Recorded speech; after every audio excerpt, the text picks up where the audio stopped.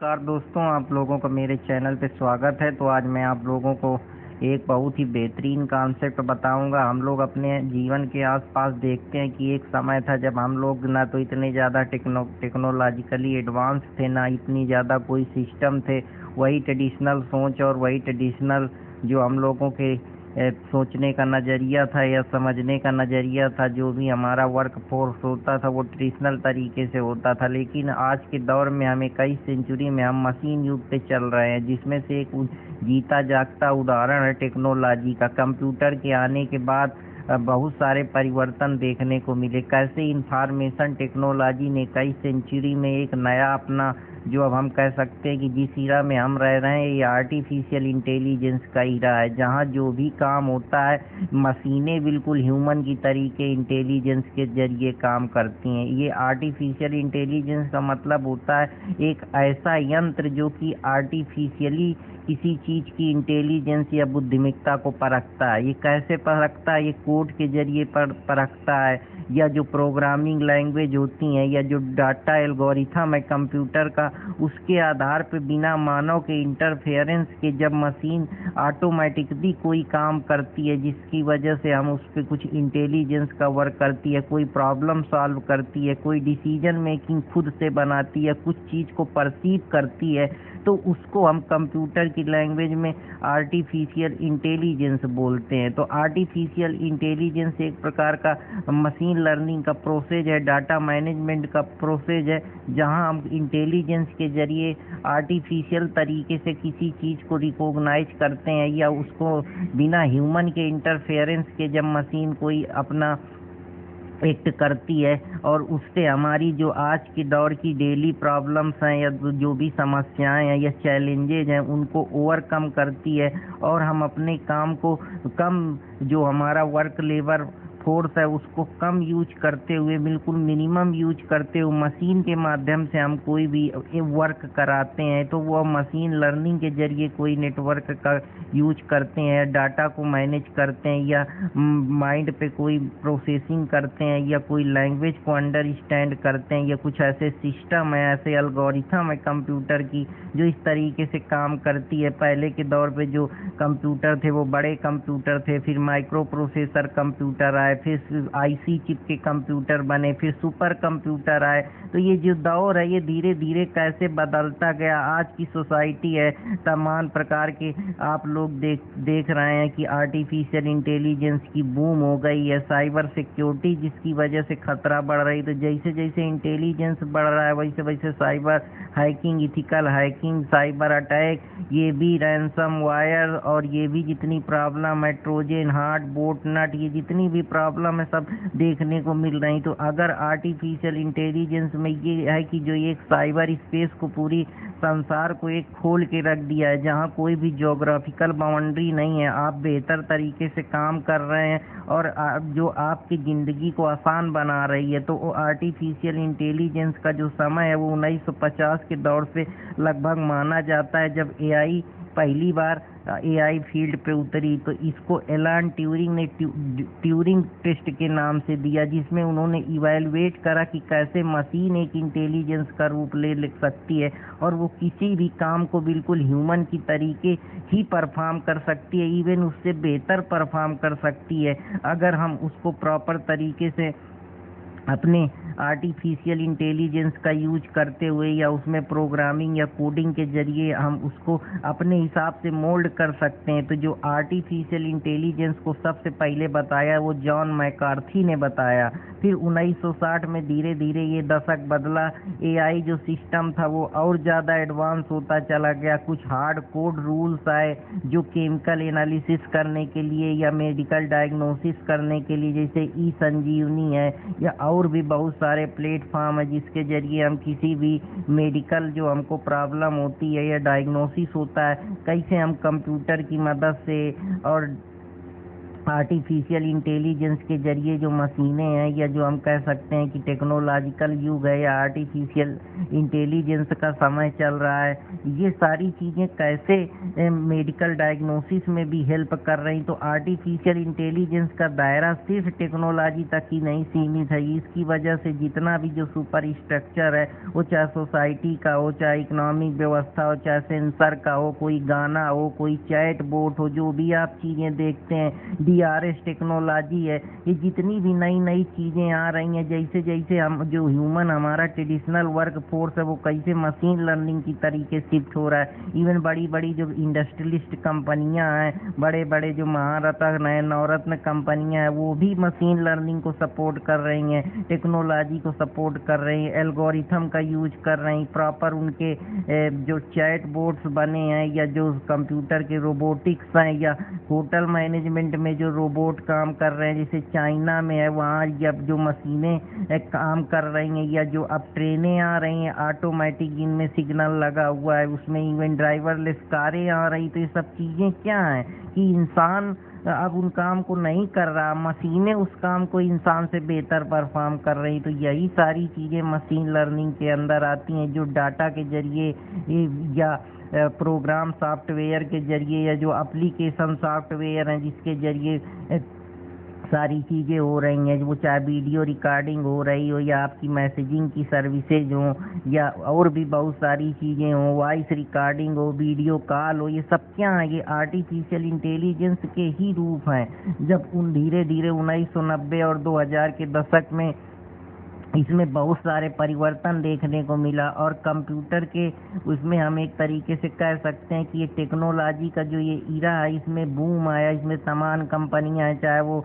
Meta हो, चाहे आपकी ट्विटर की कंपनी हो, गूगल हो, और भी व्हाट्सएप हो, ये जितनी भी कंपनियां हैं वो कितना आर्टिफिशियल इंटेलिजेंस पे जोर दे रही, मशीन लर्निंग पे जोर दे रही हैं, डाटा मैनेजमेंट साइंस पे उनका ध्यान है, डाटा मैनेजमेंट पे ध्यान है, एप्लीकेशन सॉफ्टवेयर पे उनका ध्यान है, और कंप्यूटर को एक बेहतर तरीके से जो टेक्नोलॉजी की फील्ड है, या और भी जो भी लैंग्वेज है, प्रोग्रामिंग है, पाइथन है, जावा है, कि कैसे कैसे एंड्रॉइड है, OS सिस्टम है, इनमें किस तरीके से ये जो कोडिंग के जरिए पूरी प्रोग्रामिंग की सॉफ्टवेयरिंग है, किस प्रकार से आर्टिफिशियल इंटेलिजेंस उसमें अपना एक इम्पॉर्टेंट रोल प्ले करता है। 21वीं सेंचुरी और एडवांस है, जहाँ पूरी तरीके से अब जो व्यवस्था है, कैसे इसने एजुकेशन में जो हमारा एजुकेशन है, गवर्नेंस है, हेल्थ है, कोर्ट है, जितनी भी सारी चीज़ें हैं, और हमारे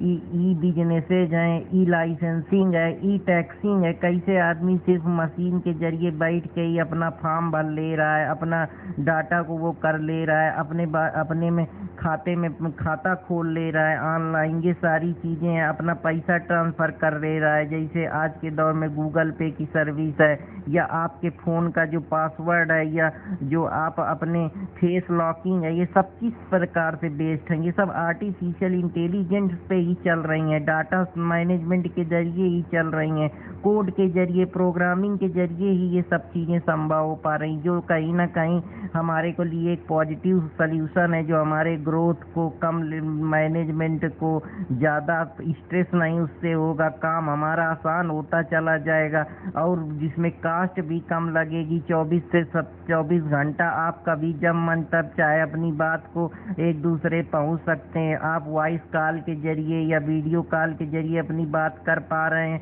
तो ये कैसे संभव हो रहा है? इसमें टेक्नोलॉजी की मदद से लोग पढ़ा रहे हैं, लोग अपना काम कर रहे हैं, बिजनेस कर रहे हैं, ये सब आर्टिफिशियल इंटेलिजेंस पे ही बेस्ड है।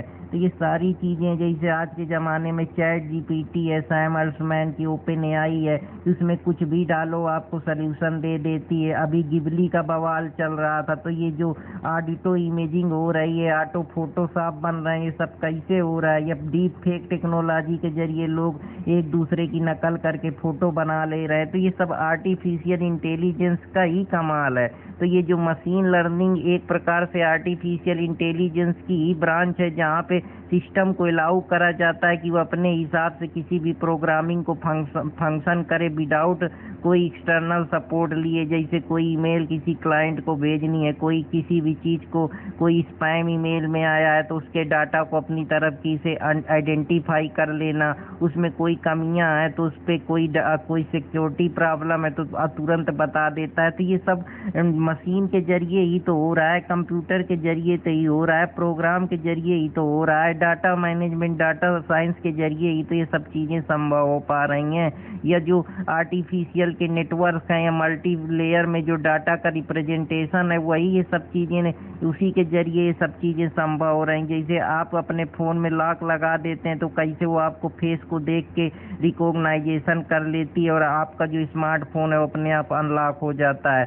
नेचुरल लैंग्वेज प्रोसेसिंग है कि एक आर्टिफिशियल की ही ब्रांच है जो कहीं ना कहीं कंप्यूटर अंडरस्टैंड करता है कि उसको इंटरप्रेट करता है कि आप जैसे ही कुछ लिखते हैं देखते हैं कंप्यूटर तुरंत उसको अपने लैंग्वेज में, ह्यूमन लैंग्वेज में, या जिस लैंग्वेज में आपको कोई गाना सुनना है तो आप सीरी में बोलते हैं वो तुरंत बकने लगता है, एलेक्सा प्लीज दिस सॉन्ग तो बजने लगता है। सेंसर है, अपने मन से दरवाज़ा खुलने लगता है। बायोमेट्रिक्स हैं या वॉइस पे कमांड है, या जो चैट बोट बने हैं बड़ी बड़ी कंपनियों की, आपको अगर मान लीजिए किसी से बात करनी है उसके बारे में, उनके पूरे ऑर्गेनाइजेशन के बारे में जानना है तो इवन जितनी भी सारी चीज़ें आप चैट बोर्ड में जाके अपने सॉल्यूशन का समाधान कर सकते हैं। जो डाउट इंजन है ये सब किस पे बेस्ड है? ये आर्टिफिशियल इंटेलिजेंस पे ही बेस्ड है। कंप्यूटर का ये विजन है कि जो आर्टिफिशियल इंटेलिजेंस एक इंडिस्प्लिनरी फील्ड है जो पूरी तरीके से डिजिटल इमेज को या वीडियो को पूरे एक विजुअल वर्ल्ड में लाती है। चाहे वो आप अगर देख लें इसमें कंप्यूटर के जरिए तो बड़े बड़े, चाहे वो कोर्ट में हो, वीडियो कॉन्फ्रेंसिंग के जरिए आपके बात को पता लग जाता है, या आपके सिग्नल को डिटेक्ट कर लेती है, या जो भी और चीज़ें हैं, या जो अब कारें आ गई हैं जहाँ ड्राइवर की भी ज़रूरत नहीं, वो अपने आप से सेल्फ ड्राइव करने लग रही है, ट्रेनें आ गई हैं, और भी ऑब्जेक्ट हैं या सिग्नल हैं जो ट्रैफिक के। तो ये सब क्या है? ये कहीं ना कहीं वो कोड्स या वो सिग्नल या वो डाटा जो उनका ट्रांसमिशन हो रहा है उस पे बंधे हुए हैं, जिसके जरिए वो चीज़ें उन तक सिग्नल पहुंच रहा है, उस सिग्नल की वजह से वो चीज़ें हो रही हैं। ये सारी चीज़ें न्यूरल नेटवर्क एक प्रकार का मशीन लर्निंग का ही हम कह सकते हैं एक सब पार्ट है जो कहीं ना कहीं ह्यूमन ब्रेन को न्यूरल कनेक्शन से जोड़ के रखता है, जहां आपके न्यूरॉन्स किसी भी डाटा को इनपुट करते हैं और जो उसकी वजह से वो उसको पैटर्न को रिकॉग्नाइज करता है, जैसे पासवर्ड तोड़ना हो या कोई प्रेडिक्शन करनी हो किसी चीज़ की। तो ये सारी चीज़ें, जैसे नेटफ्लिक्स प्लेटफॉर्म है जो आपकी स्ट्रीमिंग को कजे करते हैं, आपको मूवी के बारे में बताता है कि आप किस को प्रेफरेंस दें, किस यूजर को समझें। तो ये सारी चीज़ें हैं जो कहीं ना कहीं आपके अंदर रिकॉग्नाइज करता है। आप देखते हैं जो आप रील चलाते हैं वही थोड़ी देर बाद एल्गोरिथम उसी तरीके की चीज़ें लेने लगता है। अगर आप इंटरटेनमेंट को देखते हैं तो इंटरटेनमेंट की चीज़ें भेजने लगेगा।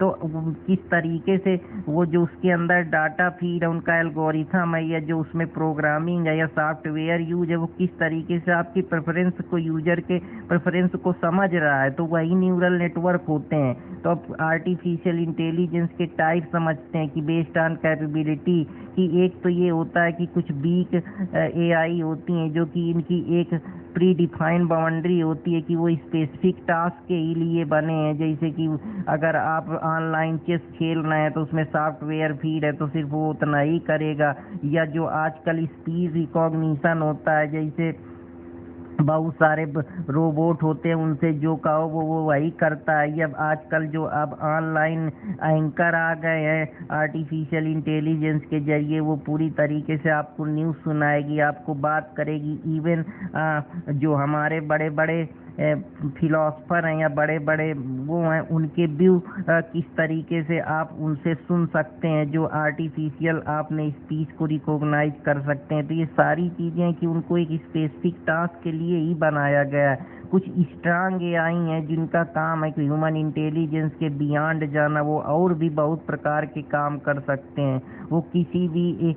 आर्टिफिशियल जनरल इंटेलिजेंस के रीजन को लर्न कर सकते हैं, ह्यूमन की तरीके अडाप्ट कर सकते हैं और उस पर अपना एक इम्पोर्टेंट व्यू बना सकते हैं। सुपर आई एक आया, सुपर आई में ये होता है कि ये ह्यूमन इंटेलिजेंस को भी कुछ दिन में सरपास कर पाएगा। इसका मतलब ये होगा कि जो ह्यूमन का इंटेलिजेंस है वो कहीं ना कहीं डाउन हो जाएगा, और आर्टिफिशियल इंटेलिजेंस, इसका मतलब जो मशीनें हैं वो ह्यूमन को भी परास्त कर देंगी। तो ये समय सबसे बुरा हो सकता है। इस वजह से ह्यूमन इंटेलिजेंस के लिए खतरा है कि अगर एक बार कुछ चला दिया जाए तो अब उनको बंद ही नहीं करे, इवन हो सकता है कि वो आदमियों को ही खत्म कर दे।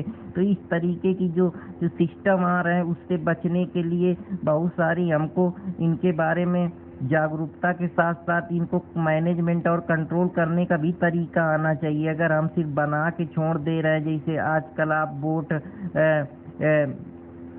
जो बड़े बड़े स्पैम हो रहे हैं, या बड़े बड़े जो हम कह सकते हैं हैकिंग होती है, या जो लाइव बोट अटैक हो रहे हैं, ये सब क्या है? ये अब ऐसी चीज़ें हैं जो कहीं ना कहीं आपके काम पे बाधा डालती हैं, आपको डिस्ट्रैक्ट करती हैं, आपके सिस्टम को ख़राब करती हैं, आप कुछ चीज़ को लाइव नहीं कर पाते हैं, आप फ्रस्ट्रेट होते हैं, आपके जो वाचिंग है उसको कम कर देती हैं, बढ़ा देती हैं। तो ये कहीं ना कहीं आपके साइकोलॉजिकल इम्पैक्ट पे भी बहुत बड़ा इनका इम्पैक्ट है, बहुत ज़्यादा परेशानियां हो रही हैं। लेकिन फंक्शनैलिटी के अगर बेसिस पे देखा जाए तो जो एआई का सिस्टम है वो पूरी तरीके से फंक्शन पे बेस्ड है, रिएक्टिव मशीन है। जैसे डीप ब्लू है तो वो चेस प्लेइंग है तो वो सिर्फ उतना ही खेलेगा। गूगल का अल्फागो है तो उसका काम यही है कि जितना है बस उतने ही में वो रिएक्ट करेगा, जैसा उसको बताओगे सिर्फ उतना ही है। लिमिटेड मेमोरी मशीन होती हैं जो लिमिटेड पास्ट डाटा के कुछ डिसीजन है उन्हीं पे बेस्ड है, उनका जो फुल इंटरेक्शन संभव नहीं है।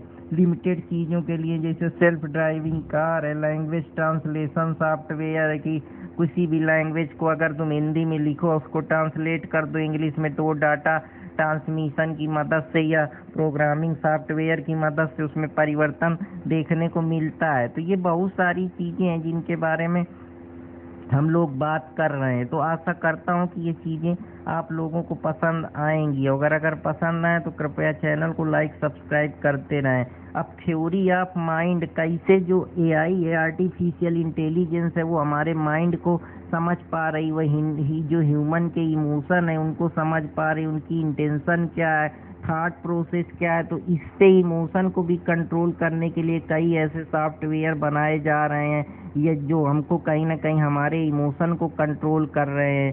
तो ये सब चीज़ें आप देख रहे हैं, तो ये भी एक आर्टिफिशियल इंटेलिजेंस का ही रूप है जो हमारे ह्यूमन इमोशन को कंट्रोल कर रहा है, हमारे बिलीफ को कंट्रोल कर रहा है। जैसे इन्फेंसी के क्षेत्र में एआई का अपना एक इम्पॉर्टेंट रोल है। बहुत सारे ऐसे एआई प्रोग्राम बनाए जा रहे हैं जो ह्यूमन इमोशन को अंडरस्टैंड कर रहे हैं। जैसे तमाम वेबसाइट क्रिएट की जा रही हैं, प्रोग्रामिंग किए जा रहे हैं, डेटिंग, जो ये सब चीज़ें हैं ये सब कैसे हैं? ये हमारे इमोशन के साथ ही तो आर्टिफिशियल इंटेलिजेंस के जरिए सारी चीज़ें जुड़ी हैं, जहाँ मशीन आपसी में मशीन लर्निंग के जरिए ये सब संभव हो पा रहा है और हम उसका लुत्फ ले पा रहे हैं। तो आशा करता हूँ कि आप लोगों को ये भी पसंद आया होगा। सेल्फ अवेयर एआई क्या होता है? सेल्फ अवेयर एआई ये होता है कि आपको ये अवेयर करता है, आपके अंदर जो आपका कॉन्शियसनेस है, जो आप जिस तरीके से सोच रहे हैं उसको वो उस पर अवेयर करता है, आपको वो अचीव करने के स्पेकुलेशन आपके अंदर डालता है कि आप उस चीज़ को अचीव करें। तो ये तो सारी बात आर्टिफिशियल इंटेलिजेंस के टाइप की हो गई कि एक वीक एआई हो गया, एक स्ट्रांग एआई हो गया, एक सुपर एआई हो गया। फिर मशीन लर्निंग के बारे में फंक्शनैलिटी बेस पे कि ये रिएक्ट भी करती, इनका लिमिटेड मेमोरी मशीन्स के तौर पे है। थ्योरी ऑफ माइंड एआई क्या है, सेल्फ अवेयर एआई क्या है, अब कैसे एआई वर्क करती है? तो ये एआई एक प्रकार का डाटा है। डाटा क्या होता है? जो इलेक्ट्रॉनिक रूप में जो इंफॉर्मेशन उस प्रोग्राम में सेट की गई है उसी को हम डाटा बोलते हैं। वो जो एक्वायर किया जा रहा है उसको जब हम प्रोसेस करते हैं या उसका हम इनपुट करते हैं, लगाते हैं, इसके बाद जो उससे आउटपुट आता है उसी को हम बोलते हैं कि डाटा इस तरीके से हमारा ट्रांसमिट हो रहा है। तो ये डाटा में जो प्रोग्रामिंग है या कोड डाले गए हैं, जो एल्गोरिथम के जरिए मशीन अपनी तरीके से उनको सोचती है, इंटरप्रेट करती है और उस पर अपना एक पैटर्न निकालती है और उस पर उसको आउटपुट देती है। तो ये जो एआई है ये पूरी तरीके से इनकोडिंग, डिकोडिंग और इन सारी चीज़ों पे बेस्ड है। तो आशा करता हूँ कि आप लोगों को ये पसंद आया होगा कि जो भी आप न्यू इनपुट डाटा डालते हैं उसको किस प्रकार से प्रेडिक्ट करना है, कैसे उसको इवैल्यूएट करना है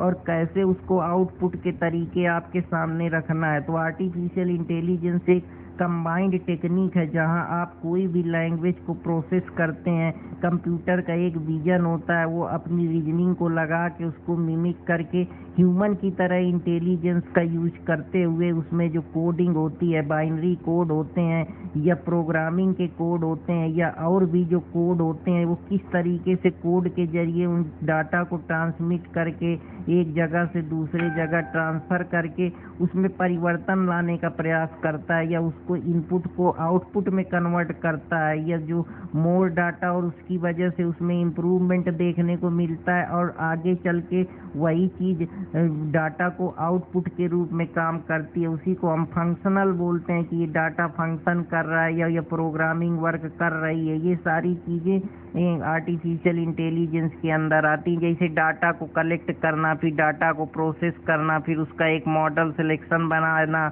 इसके बाद उसको एक नई ट्रेनिंग करना, भेज देना, आगे टेस्ट होना, इवैल्यूएशन उसका होना, फिर वो मॉडल ऑप्टिमाइजेशन हो के डिप्लॉय होना, इसके बाद उसकी कंटिन्यूअस लर्निंग होना। हेयर इज योर आंसर कि हाँ अब ये तुम्हारा आ गया। तो इस तरीके से इसके कुछ चरण बने हुए हैं कि पहले कलेक्ट होगा, फिर प्रोसेस में आएगा, फिर उसकी मॉडल सिलेक्शन होगा, फिर ऑप्टिमाइजेशन होगा, फिर इसके बाद टेस्टिंग होगी, फिर उसको अलग अलग जगह डिप्लॉय कर दिया जाएगा जहाँ जिसको जो जो आपने पूछा है। इसी के लिए जो हमारा HTML होता है या जो हमारा वेब ब्राउज़र होता है जहाँ पे हम सर्च करते हैं, उसमें जैसे ही डालते हैं तो प्रोग्रामिंग के जरिए, कोडिंग के जरिए जो इन्फॉर्मेशन हमको चाहिए होती है वो मिल जाती है। तो आशा करता हूँ कि आप लोगों को ये पसंद आया होगा। अब हम एप्लीकेशन समझते हैं आर्टिफिशियल इंटेलिजेंस के। तो आर्टिफिशियल इंटेलिजेंस के कई सारे फंक्शन हैं। सबसे पहले तो कोई भी चीज़ जो आर्टिफिशियल इंटेलिजेंस अब बना दी गई है, मशीन लर्निंग बना दी गई है, तो मशीन लर्निंग हमारे काम को हल्का ही कर रही है। अब इसका आप कहीं भी एप्लीकेशन देख सकते हैं, सोसाइटी में, इकोनॉमी में, बिजनेस में, एजुकेशन में, मीडिया में, मैन्युफैक्चर में, फाइनेंस में, ट्रांसपोर्ट में, इन्वायरमेंट में। अब ये कैसे हेल्प करेगी? अब जैसे ई कॉमर्स के जरिए आप वेबसाइट के माध्यम से अपने कस्टमर या चैट बोर्ड के सपोर्ट पे आपको कपड़ा खरीदना है, आपको कोई एसेसरी लेनी है, आपको कोई गाड़ी लेनी है, या जो GM पोर्टल है वो किस तरीके से काम कर रहा है, वो मशीन लर्निंग के जरिए ही तो काम कर रहा है। उसमें कोड ऐसे डाल दिए गए हैं, या जो आजकल नए नए ऐप बनते हैं या नई नई जो हमारी प्रोग्रामिंग या एप्लीकेशन बनाए जाते हैं, वो सब आर्टिफिशियल इंटेलिजेंस के जरिए ही संभव। कैसे एजुकेशन में परिवर्तन आया, जो भी नई नई ऐसा जैसे तमाम गवर्नमेंट के एजुकेशन के प्रोग्राम है, ई प्रभा है, इसके बाद गवर्नमेंट के और भी मूक है, एक मैसिव ऑनलाइन जो उनका लर्निंग सिस्टम है। इसके बाद और भी आप देख लीजिए तो एजुकेशन में स्वयं है, और भी तमाम प्रकार के MHRD की वेबसाइट है, और भी जो भी अलग अलग है। तो ये प्रोग्रामिंग डाटा के जरिए या जो एजुकेशन आया है या एडटेक आजकल के दौर पे चल रहा है, एजुकेशन और टेक्नोलॉजी का जो एक एप्लीकेशन सॉफ्टवेयर के जरिए बच्चे घर में पढ़ रहे हैं, तो ये कैसे संभव है? PPT के जरिए उनको यूज करते हुए कंप्यूटर का जो एप्लीकेशन है, कंप्यूटर की जो लर्निंग है, साथ में उसको एजुकेशन को टेक्नोलॉजी से मर्ज करने के बाद ही तो एजुकेशन घर तक संभव हो पा रहा है। तो ये सारी चीज़ें INCT है, ये सब चीज़ें इनसाइट टेक्नोलॉजी है, ये सब चीज़ें आप देख रहे हैं जो कम्युनिकेशन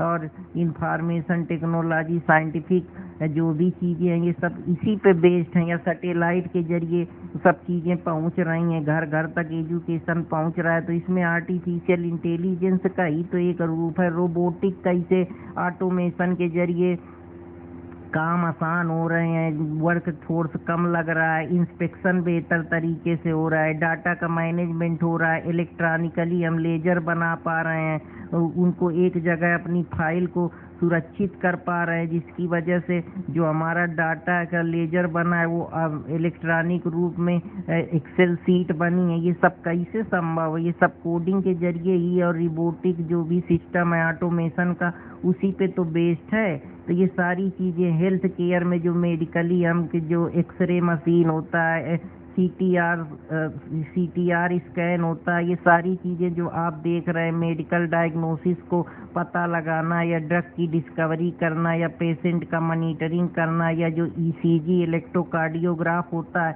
ये सब कैसे काम कर रहे हैं? ये सब आर्टिफिशियल इंटेलिजेंस के जरिए काम कर रहे हैं। कैसे सोशल मीडिया के जरिए हम कंटेंट का मॉडरेशन कर रहे हैं, सिस्टम हमारा उसी तरीके से रिकमेंड कर रहा है। जो ईएसओ होता है, इस प्रकार से आपका जो सीओ होता है, सर्च इंजन ऑप्टिमाइजेशन, ये सब क्या है? ये प्रोग्रामिंग के जरिए कि आपके सोशल मीडिया में कि आपके कितने लोग देख रहे हैं, कितने लोग लाइक कर रहे हैं, कहाँ कहाँ आपकी वीडियो जा रही है, ये सब कैसे आपको इन्फॉर्मेशन मिल रही है? या सोशल मीडिया में आपको कितने लाइक मिल रहे हैं, कितना उसको सपोर्ट मिल रहा है, एल्गोरिथम किस तरीके से वर्क कर रहा है, कहाँ कहाँ आपकी वीडियो वायरल हो रही है। तो ये सारी चीज़ें आर्टिफिशियल इंटेलिजेंस के जरिए ही संभव है। अब इसका एग्रीकल्चर में आप एग्जाम्पल देख लीजिए, क्रॉप का मॉनिटरिंग करना हुआ या ड्रोन के जरिए होना, या जो और तमाम प्रकार के अब ऐप आ गए हैं जो मानसून का प्रेडिक्शन करते हैं या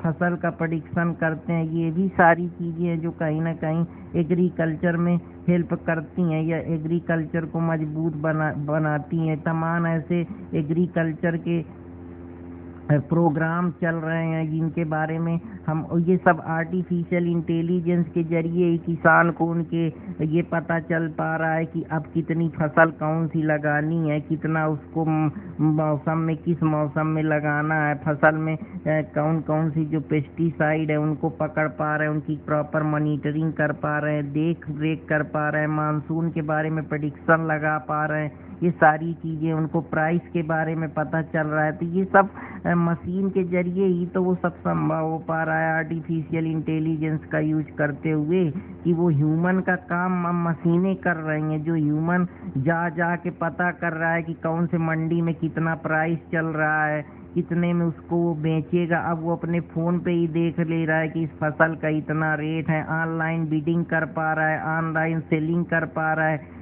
जेएम पोर्टल पे जाके अपने सामान को सरकार को बेच पा रहा है, एमएसपी जो है उसको ऑनलाइन पता चल पा रही है। तो ये आज से पहले नहीं संभव था। मैन्युफैक्चर में जो बड़ी बड़ी कंपनियां हैं अपने प्रोडक्ट को डिजाइन कर रही हैं, इलेक्ट्रॉनिकली रूप से उनको सेल कर पा रही हैं, उनका एडवर्टाइजमेंट जो डिजिटल ऐड बन रहे हैं, या सप्लाई चेन मैनेजमेंट को बेहतर तरीके से कर पा रही हैं, या टेक्नोलॉजी की मदद से वो अपनी मैन्युफैक्चरिंग को और बेहतर तरीके से, जैसे अब किताबें हैं तो उनमें जो वो बार कोड की टेक्नोलॉजी लगा दी गई, तो वो बार कोड के जरिए भी अब उनको उनकी कंपनी की पूरी इंफॉर्मेशन, उनके कंपनी के पूरी हर चीज़ के बारे में इलेक्ट्रॉनिकली पता चल पा रहा है। आपको सारी इंफॉर्मेशन उनकी वेबसाइट या उनके जो प्रोग्राम बना हुआ है, एप्लीकेशन सॉफ्टवेयर है, वहाँ सब मौजूद है। तो ये सब चीज़ें कैसे हैं कि कौन से मैन्युफैक्चर का प्रोडक्शन कैसे हो रहा है, कंपनियों में बड़ी बड़ी जगह आर्टिफिशियल इंटेलिजेंस का यूज करते हुए ऑटोमेशन, रोबोटिक्स का सप्लाई चेन को बेहतर करने के लिए, क्वालिटी कंट्रोल को बेहतर करने के लिए तमाम प्रकार के ऑनलाइन जो आर्टिफिशियल इंटेलिजेंस की मैन्युफैक्चर यूनिट बड़ी बड़ी कंपनियों पे लगी है। फाइनेंस के लिए ई फाइनेंस जैसी व्यवस्थाएं हैं और तमाम ऐप्स हैं। ये सारी चीज़ें हैं जो कहीं ना कहीं लोकेशन को ट्रैक करना, या जीपीएस जो ग्लोबल पोजीशनिंग सिस्टम होता है उसके जरिए ये सब चीज़ें हैं, या रिस्क का मैनेजमेंट करना, या अर्ली वार्निंग डिटेक्शन को पता लगाना फ्लड के समय या कोई सुनामी या अर्थक्वेक के समय। तो ये सब चीज़ें कैसे हैं? ये आर्टिफिशियल इंटेलिजेंस के जरिए ही चली आ रही। ट्रांसपोर्टेशन में कैसे सेल्फ ड्राइविंग कार आ गई, ट्रैफिक का कैसे मैनेजमेंट करना है, या क्राइम के क्षेत्र में देख लीजिए, ऑनलाइन उनकी मॉनिटरिंग करना ड्रोन कैमरा के जरिए, सेंसर के जरिए, और भी बहुत प्रकार की। या आप देख लीजिए डीएनए प्रोफाइलिंग आ गई कि डीएनए प्रोफाइलिंग इलेक्ट्रॉनिकली जो उनके डीएनए को पता लगाना कि ये किस डीएनए का है। तो ये सारी चीज़ें अब कितना एडवांस होता चला रहा है। डीएनए बार कोडिंग आ गई, तो ये सब चीज़ें भी मैं आपको बहुत एडवांस लेवल में बता रहा हूँ। इन्वायरमेंट जो है वो क्लाइमेट से रिलेटेड, क्लाइमेट चेंज है या पॉल्यूशन की मॉनिटरिंग करनी है, या कोई एनर्जी कहाँ पे है, या लोकेशन उसकी कैसे पता करनी है, या जो आपकी रडार टेक्नोलॉजी, ये सब कहीं ना कहीं अगर आप देखें तो ये आर्टिफिशियल इंटेलिजेंस पे ही बेस्ड हैं। और इसका जीता जाता उदाहरण आप डेली लाइफ में देखें तो चैट बोर्ड जो ओपन जी आई से साल्टमैन की आप कोई भी बात करते हैं वो आपको तुरंत जवाब दे देती है। या स्मार्ट असिस्टेंट, आपको गाना सुनना है, एलेक्सा से कुछ पूछना है, सिरी हो गया, एलेक्सा हो गया, कोर्टोना हो गया, ये आपके सल्यूशन देते हैं। या आपको कुछ रिकमेंडेशन देना है तो गूगल का सर्च एल्गोरिथम है, तुरंत आपको बता देता है। फेस रिकॉग्निशन की जो फेस आईडी है, या आईफोन के सिक्योरिटी कैमरा है, या सेंसर की जो व्यवस्था है, या गाना चलने लगता है, या आज के दौर में पंखा आपको चलाना है तो बस रिमोट बटन दाब दिए चलने लगा, एलसीडी को खोलना है बटन दाब दीजिए, सेंसर के जरिए वो चलने लगती है। तो ये सब चीज़ें क्या हैं? ये सब चीज़ें आर्टिफिशियल इंटेलिजेंस पे ही बेस्ड है। या आपको कोई लोकेशन ट्रैक करना है या कोई बुकिंग करनी है तो गूगल मैप के जरिए आप उसको तुरंत वो करते हैं। सोशल मीडिया में इंस्टाग्राम, फेसबुक, ट्विटर में कोई फीड्स चाहिए, कोई एल्गोरिथम तुरंत आपको बता देती है। आपको कोई राइडर शेयरिंग करना है, किसी को एक जगह से दूसरे जगह जाना है तो उसके लिए ओला, उबर है, तो ये सब एप्लीकेशन सॉफ्टवेयर पे ही तो संभव है। तो आशा करता हूँ कि आप लोगों को ये समझ में आया होगा, और समझ में आया तो कृपया चैनल को लाइक सब्सक्राइब करना ना भूलें। तो अब एडवांटेज की तरफ चलते हैं। आर्टिफिशियल इंटेलिजेंस का जो पोटेंशियल है ह्यूमन लाइफ में वो बहुत ज़्यादा है। इसमें लेकिन बहुत सारे इथिकल कंसर्न भी हैं कि पासवर्ड सिक्योरिटी को हैक करना, या कोई वायरस भेज देना, या जानबूझ के उसका स्मैपिंग करना, फिशिंग करना, या जानबूझ के कोई डाटा को चोरी करना, या डाटा की प्राइवेसी के जो इशू हैं, ये सारी चीज़ें हैं। और भी जो साइबर अटैक हो रहे हैं, साइबर क्राइम हो रहे हैं, ये भी एक समस्या है। साइबर फ्रॉड हो रहे हैं, साइबर इकोनॉमिक फ्रॉड हो रहे हैं, ये सब चीज़ें जो आज के दौर में प्रॉब्लम कर रही, तो ये समस्या का भी विषय है, जिसमें से हैकिंग की जो व्यवस्था है, साइबर स्टॉकिंग है, साइबर बुलिंग है। तो इन सारी चीज़ों पे भी सरकार को ध्यान देने की आवश्यकता है, तभी हम इन चीज़ों से बाहर निकल सकते हैं। अब सिग्निफिकेंस अगर हम समझें तो क्या क्या सिग्निफिकेंस है। पहली बात तो आदमी काम करेगा तो उस पर ज़्यादा वर्क करना पड़ेगा, ज़्यादा मेहनत करेगा।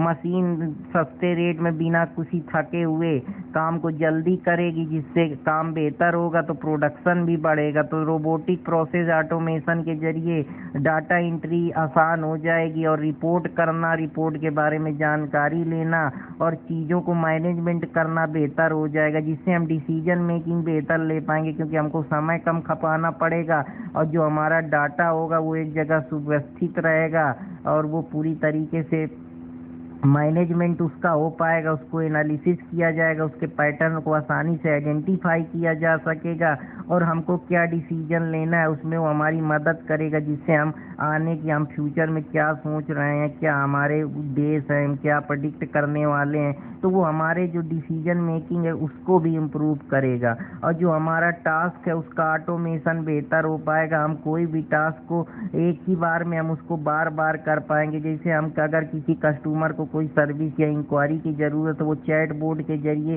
उसकी सारी इंफॉर्मेशन ले सकता है, उस कंपनी के बारे में, उस आदमी के बारे में, उस ऑर्गेनाइजेशन के बारे में सारी जानकारी एकत्रित कर सकता है। तो उसको कहीं ना कहीं जो कंसिस्टेंट आउटकम मिलेंगे एल्गोरिथम की मदद से, जो कुछ रूल्स बने हैं उसके अंदर कंसिस्टेंसी आएगी। जैसे जो सिविल का आजकल अगर किसी को क्रेडिट से रिलेटेड कोई या बैंकिंग से रिलेटेड कोई जानकारी लेनी है तो कैसे सिविल स्कोर उसका हेल्प करता है, तो वो भी ऑटोमेशन के जरिए आप उस पर फिल करते हैं और वो आपकी पूरी बता देता है आपके कि आपकी सिविल स्कोर कितना है, आपके पेमेंट कितने लेट है। तो कितना जो हमारा प्रोग्रामिंग है, सॉफ्टवेयर है, या जो हमारा नेटवर्क जुड़े हुए हैं, या जो डाटा हमारा एक दूसरी जगह से ट्रांसमिट हो रहा है, या जो सर्वर है, वो सब आर्टिफिशियल इंटेलिजेंस के ही भाग है। वो मशीन लर्निंग का ही युग है। तो ये जो युग है कई सेंचुरी का, इसको हम अगर एक शब्द में कहें तो ये मशीन लर्निंग का युग है। ये कोई छोटा मोटा युग नहीं है,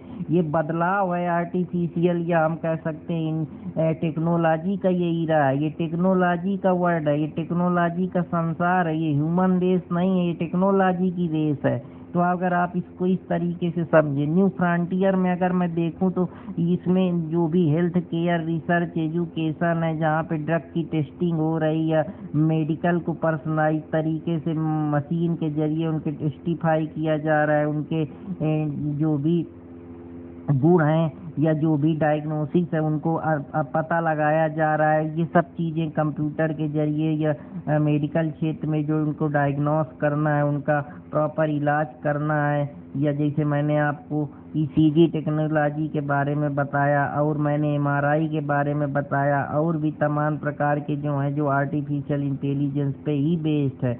लेकिन आर्टिफिशियल इंटेलिजेंस बहुत समस्या भी क्रिएट कर रहा है। इसकी वजह से ये है कि जब आर्टिफिशियल इंटेलिजेंस आ जाएगी तो लोग बेरोजगार हो जाएंगे, क्योंकि जब मशीनें ही सब काम कर लेंगी तो आदमी को क्या ज़रूरत होगी, क्योंकि आदमी उसी काम को कई बार में करता है, मशीन एक ही बार में कर देगी, जो जल्दी से कर देगी, जिससे समय बचेगा। समय बचेगा तो प्रोडक्शन बेहतर होगा, प्रोडक्शन बेहतर होगा तो प्रॉफिट अच्छा आएगा, प्रॉफिट अच्छा आएगा तो इकोनॉमी ग्रो होगी, इकोनॉमी ग्रो होगी तो देश का विकास होगा, देश का विकास होगा तो नेशन बिल्डिंग बेहतर बनेगी, नेशन बिल्डिंग बेहतर बनेगी तो हम डेवलप होंगे तो ज़्यादा से ज़्यादा सरकार के पास पैसा आएगा, तो सरकार ज़्यादा से ज़्यादा लोगों को रोजगार देगी, काम मिलेगा, एक प्रॉपर सोशल ऑर्डर मेंटेन होगा, समाज में शांति आएगी, ईज ऑफ आउटकम बेहतरीन बिजनेस बनेगा, प्रॉस्पेरिटी आएगी, ह्यूमन डेवलपमेंट इंडेक्स हमारा ऊपर जाएगा। तो इस तरीके से आप सोचिए तो आप कुछ भी आसान कर लेंगे, कुछ इतना बहुत कठिन नहीं है जो कि इसके बारे में बहुत दिमाग लगाना है। लेकिन इथिकल कंसर्न्स वही है कि बहुत सारी दिक्कतें हैं, साइबर अटैक हो रहे हैं, प्राइवेसी के मामले हो रहे हैं, लेकिन आर्टिफिशियल इंटेलिजेंस का गलत यूज कर रहे हैं, जैसे डीप फेक, गलत इंफॉर्मेशन प्रोपोगेट करना, प्रोपेगेंडा फैलाना, जिसकी वजह से बहुत सारी समस्याएं होती हैं। कहीं कोई टेररिज्म की समस्याएं आ जाती हैं, वायलेंस कास हो जाता है, कम्युनल वायलेंस क्रिएट हो जाता है, राइटिंग जैसी समस्याएं प्रभावित होने लगती हैं, दंगा फसाद हो जाता है, भगदड़ हो जाती है। अभी आप लोगों ने कुंभ में देखा तो ये डीप फेक भी बहुत बड़ी समस्या है। लोगों की जो डिफेम कर रहे हैं, उनकी जो एक डिग्निटी है उसको खतरा पैदा कर रहे हैं, तो आर्टिकल 21 का उल्लंघन भी कहीं ना कहीं हो रहा है। जो हमारा इंटरनेट यूज करना फंडामेंटल राइट अधिकार है, लेकिन इसका ये मतलब थोड़े है कि उस इंफॉर्मेशन को गलत तरीके से या उसका ब्रीच किया जाए। तो जो डाटा डिपेंडेंस है, हम बहुत ज़्यादा डाटा पे डिपेंड है, हाई क्वालिटी डाटा चाहिए, क्योंकि हमारे देश का जितना भी काम है वो सब कहीं ना कहीं ऑनलाइन है, चाहे फार्म भरने से रिलेटेड हो या कोई गवर्नमेंट ऑफिशियल हो या कोई काम काज हो, जितना भी अगर सर्विस सेक्टर है तो वो वहाँ डाटा ही यूज होता है। इंटरनेट के जरिए ही लोग अपने फॉर्म भर रहे हैं, टिकट की बुकिंग कर रहे हैं, कोई किसी को कहीं ऑनलाइन कुछ कराना है तो वो सब अब डाटा के जरिए ही हो रहा है, या किसी को पैसे निकालने हैं तो उसमें भी डाटा का यूज हो रहा है। तो डाटा का खपत बहुत ज़्यादा है। ये जो डिजिटल डिवाइड है, जो हमारा नेशनल जो हमारा डिजिटल इंडिया का प्रोजेक्ट है, या जो ब्रॉडबैंड कनेक्शन है हाईवे में देना, या डिजिटल डिवाइड गैप को कम करना और सबको मोबाइल की सुविधा देना, डाटा सस्ता करना, सरकार उस पर काफ़ी प्रतिबद्ध है, काम कर रही, लेकिन अब भी समस्याएं हैं तो उस पर सरकार को ध्यान देने की ज़रूरत है। साथ ही साथ आदमी को भी अपने अंदर परिवर्तन करना है, और इसमें कोई ट्रांसपेरेंसी और अकाउंटेबिलिटी बहुत, क्योंकि पता ही नहीं चलता है कभी कभी कि कौन हैकर है, कहाँ से क्या हो गया, कहाँ से किसके पैसे चुरा गए, कहाँ कोई ऑनलाइन साइबर फ्रॉड हो गया, इसकी साइबर बुलिंग हो गया। हालांकि इंफॉर्मेशन टेक्नोलॉजी एक्ट के आने के बाद से काफ़ी इसमें सुधार दिए गए हैं। तमाम सेक्शन है इंफॉर्मेशन टेक्नोलॉजी के, जो अगर कोई डाटा का मिसयूज करता है या कोई ऑब्स्सीन ऑब्जेक्ट भेजता है या कोई डाटा की चोरी करता है या डाटा को किसी को साइबर बुलिंग करता है या किसी को साइबर अटैक करता है, तो section 66A, 66B, 66C, 66E, इन सारी चीज़ों पे उसके लिए प्रावधान है। 2 साल की सज़ा है, कहीं 7 साल की सज़ा है। तो काफ़ी काम कर रहा है, लेकिन इसमें अभी अवेयरनेस की भी ज़रूरत है। लोगों के आउटलुक को भी बदलने की ज़रूरत है, उनकी सोच में परिवर्तन करने की ज़रूरत है। अभी बहुत सारे ट्रेडिशनल लोग हैं जो दूर दूर तक टेक्नोलॉजी से उनको वही नहीं है। अभी लोगों को मशीन चलाने ही नहीं आता। आधे से ज़्यादा लोग अभी रूरल इलाके में कंप्यूटर के बारे में जानते ही नहीं, कैसे प्रोग्रामिंग होती है, कैसे इवन बेसिक उनको पावर पॉइंट के बारे में नहीं पता है, उनको ये नहीं पता है कॉपी पेस्ट कैसे करते हैं। तो ये भी एक बड़ी प्रॉब्लम है। हालांकि इंडिया में और आर्टिफिशियल इंटेलिजेंस में अब काफ़ी इंडिया के गवर्नमेंट प्रोग्राम कर रही है, चाहे वो डिजिटल इंडिया मिशन की बात हो या नेशनल स्ट्रेटजी फॉर एआई की बात हो, जहाँ जो ऑनलाइन विजन है या उनका मिशन है कि आर्टिफिशियल इंटेलिजेंस को इकोनॉमिक ग्रोथ और सोशल डेवलपमेंट का एक ढांचा बनाया जाए। एआई सबके लिए हो, एआई का एजुकेशन के बारे में प्रमोट करा जाए, उस पर रिसर्च करा जाए, एक बेहतर सल्यूशन एआई से रिलेटेड डेवलप किया जाए जो हमारी प्रोडक्टिविटी, एग्रीकल्चर के लिए, फार्मर के वेलफेयर के लिए और भी जो लोग हैं सोशल कास्ट के लिए, सोशल डेवलपमेंट के लिए, इकोनॉमिक डेवलपमेंट के लिए और हमारे हेल्थ डेवलपमेंट के लिए, टूरिज्म के लिए इंफ्रास्ट्रक्चर बेहतर हो सके। साथ ही साथ जो ट्रांसपोर्ट सिस्टम है और भी जो हमारे कंसर्न्स हैं सिक्योरिटी से रिलेटेड, उन पे मदद मिल सके। AI centre of excellence government बना रही है जो कि यूनिवर्सिटी पे, आईआईटी पे प्रमोट करें, एआई को सपोर्ट करें, उससे रिलेटेड प्रोग्राम बनाए जाएं। आर्टिफिशियल इंटेलिजेंस से रिलेटेड ज़्यादा से ज़्यादा स्टार्टअप खुले, उनको ज़्यादा से ज़्यादा लोगों को अवेयर करा जाए। यहाँ पे आर्टिफिशियल इंटेलिजेंस से रिलेटेड इंफ्रास्ट्रक्चर बनाए जाए, ट्रेनिंग दी जाए, साइबर सिक्योरिटी से रिलेटेड और भी बहुत सारे मैकेनिज्म बनाए जाएं। ज़्यादा से ज़्यादा उसके लिए फंड एलोकेट किया जाए। जो भी समस्या है तभी चीज़ों को बेहतर किया जा सके। ज़्यादा से ज़्यादा रिसर्च स्किल करी जाए, उसका पाठ्यक्रम चलाया जाए, लोगों को प्रोग्रामिंग के बारे में पढ़ाया जाए।